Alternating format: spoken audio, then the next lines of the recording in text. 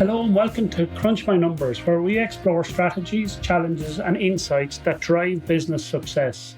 I'm your host, Paul Redmond, and today's episode is all about setting up and starting a business from the ground up. So starting a business can be a really exciting journey, but it's also a very complex one, and a lot of people are very afraid of it because they're sitting there and they're wondering, can I really do this? Is it in me? They look around their family and their friends and they see people that are in business and they're saying, can I do this? And the answer is emphatically 100% yes. There has never in the history of the world been a better time to be in business or to run your own business. There is so much help out there. There's so much acceptance of setting up a business, and there is so much places to learn about setting up and running your own business. So I would categorically encourage anybody who has an interest in this to please go after this with as much energy and gusto as you possibly can. Now, as we have spoken about on a previous podcast, there's 4 stages of a business, and the first one is startup. The second stage is growth. The third stage is scale. And the fourth stage is harvest. So each of those different stages come with their own opportunities. It comes with their own problems. It comes with their own risks, and it comes with their own rewards. And today, as I said, we're going to focus in today just on the area of starting a business. We're also going to discuss what it really means to be a business owner and how the role differs from just selling a product or service. No matter what you do in business, whether you're a carpenter, a plumber, a doctor, whatever service or product or profession you're in, we'll help you understand the distinction between actually doing the work of that service or product and running a business. And I want you to really focus in on that area. They're very different. So we're now going to try and lay out the difference and understand the difference between starting a business, running a business, and being a business owner. And as I said, there are 3 very distinct different areas. So starting a business is all about laying the groundwork. It involves absolutely everything from picking a business name, to researching the business, to securing finance, to developing out your product and offerings or your service offerings, to setting up the operational side of it, to registering your business for taxes and with regulation. This phase is crucial because it sets the overall direction and tone for your business moving forward. It's about the planning and preparation and making the decisions at the start that will impact your business for years to come. And some people don't necessarily put the right level of effort and concentration and time into this. If you were building your own home or your own house, you would put a lot of time into the planning phase of this and the startup phase of this and making sure you had everything organized. So whereas I don't want you to procrastinate on this stage, I do want you to understand that this stage is extremely crucial. And the next thing then is the art of running an actual business. So running a business, on the other hand, this is about managing the business on a day-to-day, growing the business, continual adapting to changes in the marketplace or changes or tax, or it involves, staff, finances, marketing, customer services, and all these things in between. While it's often seen as the first step, running a business is an ongoing process. It's so long as you're in that business, you're going to be involved in running it. It requires a different set of skills, and you have to have a strong focus on the execution part of your business. And then the third area is being an actual business owner. And being a business is more than just running the business on a day-to-day basis. It's about leadership, vision, planning, strategic decision-making, managing risks, ensuring that business always stays true to its mission and values. Because if you don't have the right missions and values when you start up your business, you're going to go down the track and have to reverse back in to make the business work. And as a business owner, you need to understand the balance between working in the business and working on the business. Working in the business involves the daily, day-to-day chores, while working on the business involves strategic growth and direction. And there's a brilliant book I would recommend in this. It's by a guy called Michael G. Gerber. It's called The E-Myth, and he ran a series of books on that. And I would encourage anyone to pick up that book and really have a good look at that book. So in this phase as I said, we distinguish between starting a business, running a business, and being a business owner. Now, please remember and understand that you're going into a business with a certain skill, and you more than likely are really excellent at that particular skill. And people think because they have a skill of doing or selling a product or service, or because they have a skill of making something, that this is automatically going to transfer into running your own business. And this is the part where I want you to understand it doesn't do that. It's really, really important, and there's a big difference here. Now we're going to talk about 10 essential steps in starting your business. Now, these are by no manner of means a fully exhaustive thing that you need to do, but it just gives you a basic framework in getting your business up and running. And take them in whatever particular order you like, and they're in no structured specific order that these are the things you should do in this particular order, because they're all equally important. And the first thing is developing a business plan. And what is a business plan? And a business plan is just a roadmap to success. It outlines your goals, your strategies, how you'd like to achieve them, the structure of your business. But a well thought out business plan can help you secure funding. It can attract partners. It can help guide your business decisions. And it just lays out the future in a map ahead of you. You know, the key elements of a business plan should be profitability, it should be competitive analysis, it should have a sales strategy, it should have financial projections in them, it should have something about marketing in them. So the business plan, whereas it's an absolute crucial step, you should do it yourself in the first instance. And all I'm saying here is get out a blank sheet of paper, sit down and just brain dump in your own mind and in your own head what your business plan is. And so that'll help you articulate it. When you write it down, it brings you to another level. And it becomes, not just an idea, it now becomes an actual plan. That's why that part of it is absolutely critical. And it frames your own thoughts. Don't worry if it's not perfect. It's not meant to be perfect. It's just meant to get you up and running and get going. Selecting the business structure that's appropriate to your business is one of the next critical steps.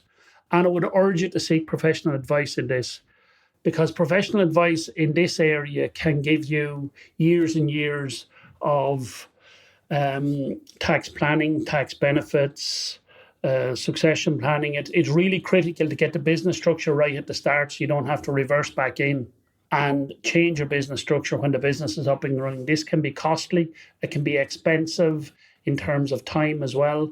So choosing the business structure and getting help is critical. The common business structures that are out in the marketplace at the moment are, I suppose one of the most common will be a sole trader or sole proprietorship, where you just set up on your own, in your own name, and start running your business.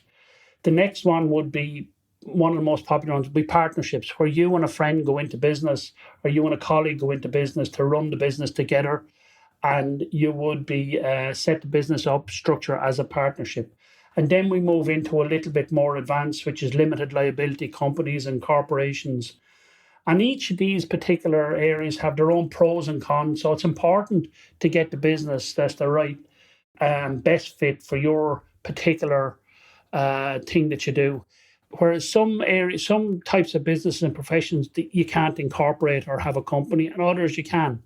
So the rule here, or the main point here, is to seek advice from somebody that's done this on numerous occasions, and take their advice when you have done your initial one-page plan. Ask somebody for an appointment. A lot of people won't charge for this, to sit down and have an initial conversation with you. And depending where you are in the world, there's different rules and different types of structures. So now we have done this part. So we've developed the business plan. We've chosen a business structure. What's the next thing we need to actually do? Well, believe it or not, the next thing you really need to do is pick a business name and a brand and get that set up. Because once you have your business name and you know the legal structure that you're going to use, you can now do things like register the business. But I have found on so many different occasions that somebody, by just having a business name, it gives them this whole shift in their identity and their logo, that this thing is actually going to happen, that this thing is going to make sense, and it's going to run. And they've now got their own name, and they're getting their brand set up, and they're getting their identity. And the brand includes a lot more than just your own name. And I would encourage you, there is cases where your own name is very, very apt and the right thing to do. But if you're trying to sell your business down the line and you're using your own name, it may be difficult. If you're trying to expand the business, it possibly may be difficult if you're just using it under your own name. So there's nothing wrong with it. Just consider have an informed consideration of why your own business name is right for this. So you've now created your brand identity, you've got your logo set up, you've got your color scheme, you've got your aesthetics, and you're now starting to build your brand voice and your brand message. Why is this important? As I said, a number of reasons, but one, the identity that you give by using a brand. You can seem a lot more professional with just a really cool, nice logo and brand, and you need to seem professional. You need to be professional, not just seem it. So it's fantastic to have your brand concept. Now, the drafting of the brand, there's a load of places out there that you can get some assistance with ideas for brand. If you go online, there's Canva out there, which is one of the most popular, and there's a free version of that. I'm not saying that not to go out and seek professional advice for branding. That is something that you really, if you can afford it, you should do.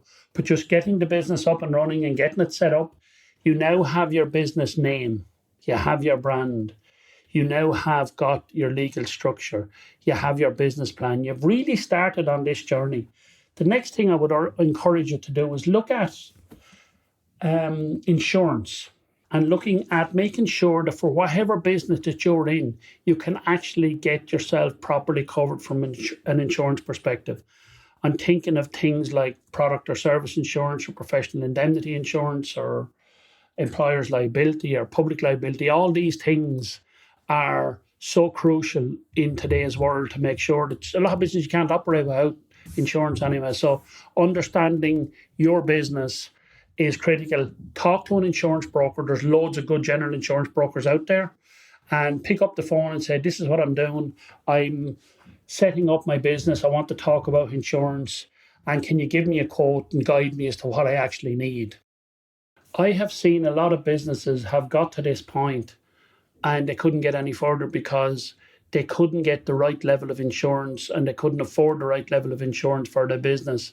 And they had to actually take a step backwards and halt the business creation cycle because of insurance. So do it at the earliest, do it at the start, make sure that you have that in place. Now we're coming into registering your business. So we have the structure. We need to register your business with the appropriate government authorities. This involves filing the necessary paperwork and, registering your business and paying whatever fees are necessary. But just bearing in mind that, again, the particular type of business you're doing, you may need specific licensing for that business if licensing requires a hint of the trade or profession that you're going in. So be very, very aware of that. And this, depending on your industry and location, but this can take time. So understanding the timelines necessary for this, but do seek professional advice in setting the business and getting the structure up, especially with the registration part. Like, you have your brand, you have your identity, and you register your business name. You have a company set up, you've now got your company formed, you have insurance. So it's really starting again, as the next step in this is securing and registering your business. Now, once your business is set up, once you're registered with the relevant authorities and everything, you need to open a bank account. Everybody thinks this is a really, really simple and quick step. It's not. Getting a bank account opened for your business involves a huge amount of paperwork, but it is critical that your business has a separate bank account, and you need to potentially apply for maybe a credit card, but you need to make sure that this is a part where reach out as soon as you can. So securing finance is the next topic to speak about. So starting any business requires capital, whether it's for purchasing stock, leasing, hiring employees, getting the business just set up, creating payroll, whatever area of your business, you're going to need finance. So you have to understand this finance can come from a number of different places. It can come from personal savings. It can come from a bank loan. It can come from venture capital or crowdfunding. So this should be evident from your initial business plan where the finance for running the business is going to actually come from. But there's a lot of options out there. We work with Swoop, and there's a lot of option there for helping people get businesses up and running. There's government options as well in terms of grants for potential startups, etc. Next phase in this is probably one of my favorite phases, being an accountant, but is setting up your accounting and bookkeeping. At the very outset, proper accounting is crucial from day one. It helps you track your financial performance, it helps you manage your cash flows, it ensures you're compliant with all the relevant tax laws that are available. So you need to consider what accounting software that you're going to do, and you need to hire a professional accountant to set this up for you and handle it ongoing financial management for your business. We will have a complete other episode just on business architecture and business structure. This is fundamentally one of the most important things you're going to do, because so long as you're in business, you're going to have accounting and bookkeeping and understand your cash flows. So if you make a mistake at this early stage, you will spend a lot of time with stress and worry, not understanding where your money is coming from. Am I making or losing money? So I'd say for me, of all the things that we do in the practical areas, getting this right day one is, to me, the number one most critical thing I would encourage people to do. So as I said, there's a number of different bookkeeping packages out there. And in the world and the way the speed the world is moving, I would encourage you to make sure this is all paperless. There's no more paper. And by not having paper, you're getting rid of that facet and element of, I need to keep this, I need to keep that. It's all done instantaneously. It's all done online. It helps massively with your brand identity, as well as just good financial compliance on an ongoing basis. The next thing is developing a product or service. This is the heart of your business. This is why you set up a business, is to deliver value to customers. So getting that product or service set up properly, you need to develop something that meets the target market and your client's needs. You're not providing this product for yourself, you're providing this product for a customer. So focusing on quality, customer satisfaction, doing it a little bit differently that's done in the marketplace that it is, that's why you're going into business. There's a reason you started in business. And the reason you started in business, you had a product or service that you believe will add value to somebody in the marketplace. But you have to be able to demonstrate that value from the very outset to the person as to why they would work with you, why they would buy your product or services. Because once we go through the people that we know and the people that we've worked with that would obviously take our product or services, we will go through that list very, very quickly in a lot of cases. Once we've done that initial stage, we need to get people that we don't know to buy our product and services. So developing your product and services is in tandem with marketing. And marketing is a critical part of this. So getting the message out there to the marketplace. It's just like, if you imagine, a lot of people won't remember this, but years ago we had to pay for advertising in a local radio or on the local newspaper. We had to take out an ad, and we had to spend money on that ad, and people would read that ad and they would apply for a product and services. Now it's changed. Just imagine now that you can reach the whole world is now your marketplace within reason. So you can set up your social media. You have your brand. It's going to be easy to set the social media up. You're going to set up your website. You can have a one-page website, can be done really, really quickly and really, really simply. Once it's up and running, we can improve it, but we have to get the message out there. And people procrastinate a lot on this area, and they say, no, I'm not going to do this now. I'm going to wait down the line. Not the right move. The right move is to have your product and services sleek, as professional, and get the word out there. Once the word is out there, we can also change the layouts, we can change the wording, but focusing on the quality and customer satisfaction, critical stage. So now we're looking at building relationships with your strategic partners, who are the suppliers of whatever you need to provide your product or service. Another critical part of it as well. So sit down, make sure the agreements are in place, make sure that there is a bit of help from them in terms of timelines to pay, or at least they're giving you some assistance in their specific product or service, how you can supply that. They will teach you and help you. They obviously have people who have done this before. So don't be afraid to ask your providers, how can I sell this product better? And how can you help me if I use your product or service in the business? So now we have set up our operations and we're ready to launch. So we're ready to get the business out into the marketplace.